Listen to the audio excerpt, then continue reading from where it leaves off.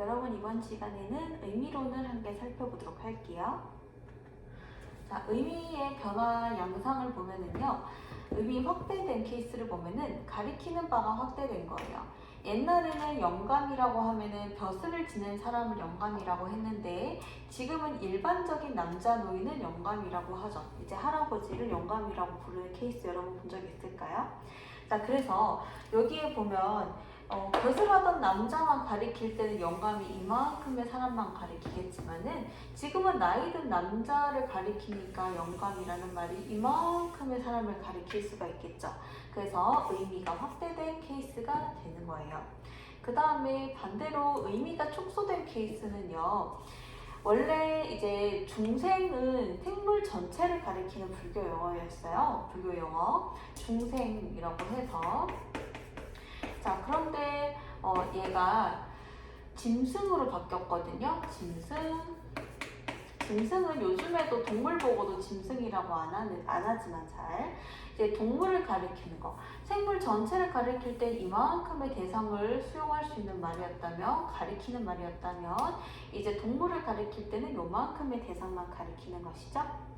자, 그 다음에 의미 이동 케이스는 가리키는 바가 달라지는 거예요. 옛날에는 어리다가 어리석다, stupid라는 뜻으로 쓰였는데요. 지금은 나이가 어린, 영의 의미로 바뀐 것이죠. 그래서 이렇게 의미 이동 케이스는 고전 시가 필수어휘 때 이제 유튜브에 올려놓은 게 있어요. 고전 시가 필수어휘 수업 때 자세히 다뤘었어요. 그리고 동음이의 관계는 소리는 같으나 뜻이 다른 거예요. 그래서 동자가 같은 동자고 다 같은 동자죠. 같은 동자, 그 다음에 음자가 소리 음자죠.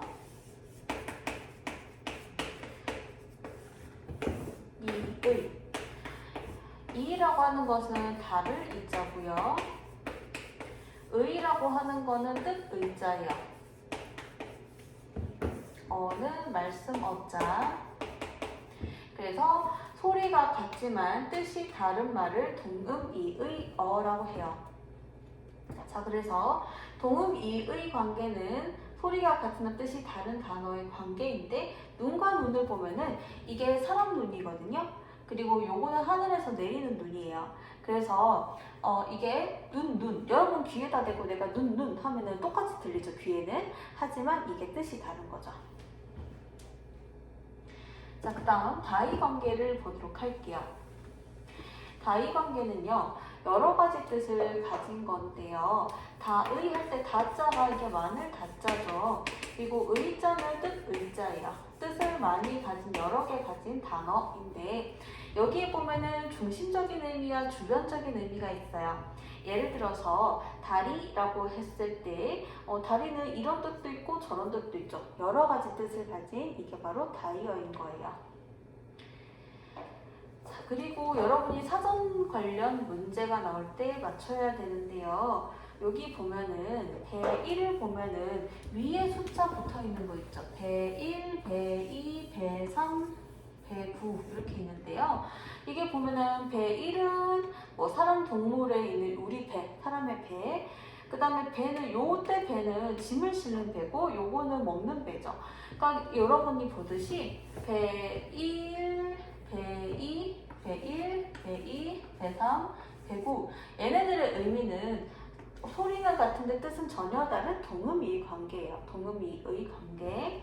자, 그 다음에 하나의 단어 내부에서 또 작게 갈라지는 1, 2, 3 이런 거 있죠. 작게 갈라지는 하나의 단어 내부에서 작게 갈라지는 1, 2, 3 얘네들은요, 한 단어 내에서 여러 가지 뜻을 가지고 있는 다이 관계인 말인 거예요. 다이어가 되는 거예요.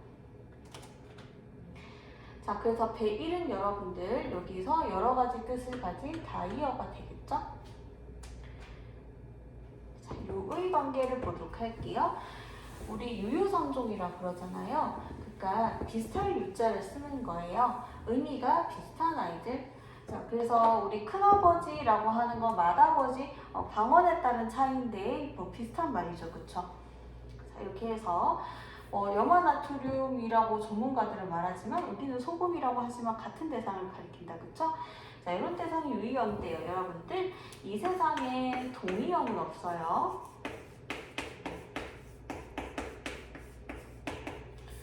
동의어는 존재하지 않는다.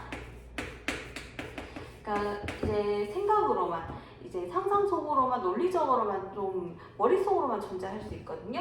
뭐냐면 동의어라고 하는 것은 동일한 개념을 나타내기 위해, 동일한 개념을 나타내기 위해서 A라는 말과 B라는 말을 쓰는데 A와 B가 완전 똑같은 말이다. 이게 바로 동의어잖아요. 그런데 여러분들, 하나의 동일한 개념을 나타내기 위해서 굳이 두 개의 단어를 만들 필요가 있을까요? 만들 필요가 없는 거예요. 하나의 개념을 나타내기 위해선 한 단어로면 충분하고요. 만약에 A라는 단어가 있는데 굳이 B라는 단어를 만들면 이건 익명적인 게 되죠. 그렇기 때문에 하나의 개념을 나타내기 위해선 한 단어만 있으면 되고요. 그 다음에 유의어 같은 경우 유의관계는 비슷한 거예요. 비슷한 거. 완전 똑같진 않고 비슷한 거. 비슷한 말이라고 생각을 해주면 돼요. 자, 유의어는 있지만 동의어는 없다. 그 다음에 반의관계는 반대되는 것이죠. 자, 그 다음에 그거를 이제 세부적으로 보자면 정도반이요. 정도가 반대되는 거. 긴 거 짧은 거. 긴 거 짧다, 길다 짧다라고 하는 것은요. 사실은 절대적으로 나누기가 어렵죠. 몇 센치가 길고 몇 센치가 짧은지 그런 기준이 명확하게 있진 않잖아요. 상대적인 거죠. 자, 그래서 정도가 긴 정도인지 짧은 정도인지 정도가 반대되는 것이죠. 자, 쉽다 어렵다도 마찬가지예요. 어느 정도라야 난이도라야 쉬운지 어느 정도라야 어려운지 절대적으로 정해진 건 없잖아요. 그래서 상대적인 정도의 개념이라는 것이죠. 그리고 상보반의어는 서로 배타적인 거예요. 배타적이라고 하는 것은 만약에 이게 맞다면 저거는 맞을 수 없는 거예요. 예를 들어서 여기 참 거짓이라고 적혀 있는데요. 이게 어떤 사실이 참으로 밝혀졌어요. 어떤 법원에서 다루고 있는 그 사실이 참으로 밝혀졌는데 그 사실이 동시에 거짓이 될 수는 없잖아요. 그렇죠? 그래서 이런 애들이 배타적인 아이가 되는 거예요.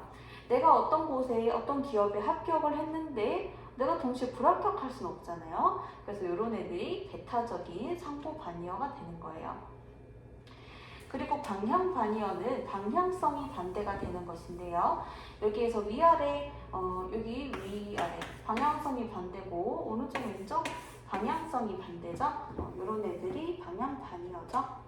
그 다음에 상하관계를 보면은 위아래 관계가 상하관계인데 포함하는 아이가 상위어, 포함되는 아이가 하위어예요. 그래서 여기에 보면은 예를 하나 적어볼게요. 예를 들면은 생명체가 있는데, 그러면 생명체라고 하는 것은 상위 개념이죠. 자, 그리고 생명체 밑에는 동물도 있겠고 식물도 있죠. 자, 그러면은 얘들은 생명체보다는 하위가 될 것이고요. 그 다음에 동물에는 사람도 있고, 그 다음에 강아지도 있겠죠. 그럼 얘는 하위가 되죠. 그러면 이 사람하고 댕댕이보다 동물은 뭐가 돼요? 상대적으로 상위어가 되잖아요. 그쵸? 얘는 분명히 동물은 생명체랑 비교하면 하위어인데 사람보다는 또 상위어가 된다. 즉 무슨 말이냐면 상위어, 하위어라고 하는 것은 절대적으로 정해져 있지 않아요. 절대적이지 않고 비교 대상에 따라 비교 대상을 어떻게 두느냐에 따라 어떤 아이들을 비교해서 상위인지 하위인지 배열하느냐에 따라서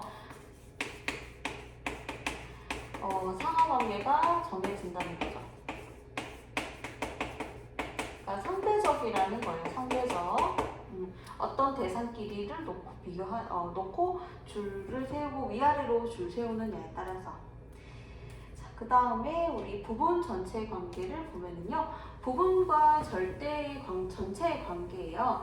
그래서 이거는 상하위랑 학생들이 부분 전체를 많이 헷갈려요. 자, 부분 전체는요. 상하랑은 다르게 여기 하위 부분이 다, 그러니까 부분들이 다 모여야 전체 하나를 만들어요. 예를 들어서 바퀴도 있고 페달도 여러 가지 자동차 부품이라서 뭐 핸들, 여러분이 아는 걸로만 할게요. 핸들도 있고 그 안에 스피커도 있고 여러 가지가 있잖아요. 이런 것들이 다 모여서 자동차 한 대를 만들어내죠. 그러니까 부분들이 다 합쳐서 전체 하나를 만들어내고 컴퓨터를 예로 들 수 있죠. 예를 들어서 컴퓨터라고 하는 것이 전체를 나타낸다라고 한다면은 이것을 세부적으로 보면은 마우스가 있겠고, 그 다음에 뭐 모니터가 있겠고, 그 다음 본체도 있고, 뭐도 있고 이런 것들이 다 합쳐져서 전체를 만들죠. 전체가 되는 것인데 이 부분들이 다 모여서 전체가 된다. 그래서 부분 전체 관계가 되는 것이죠. 자, 그 다음에 벌써 끝났네요. 자, 의미로는 여러분들 이 정도로 공부를 하고요. 여러분들이 의미로운의 개념들이 크게 어렵진 않다 보니까 이제 공부에서 누락되는 경우가 있는데, 오늘 다뤘듯이 이런 기본적인 내용을 잘 파악을 하고 있어야 의미론이 어렵게 나오려면 다른 영역하고 합쳐져서 나오거든요. 뭐 형태론하고 합쳐질 수도 있고, 그 다음에 뭐 통사론하고도 합쳐질 수도 있고, 그래서 뭐 중세 쪽이랑도 당연히 합쳐질 수 있겠죠. 그때 이제 의미론의 개념하고 다른 것하고 콜라보로 나올 때 빠르게 정보를 처리하려면 이런 기본 용어들을 잘 익혀두어야 해요. 그래서 이것도 빈칸 테스트 잘 해주길 바랄게요. 다음 영상에서 만날게요.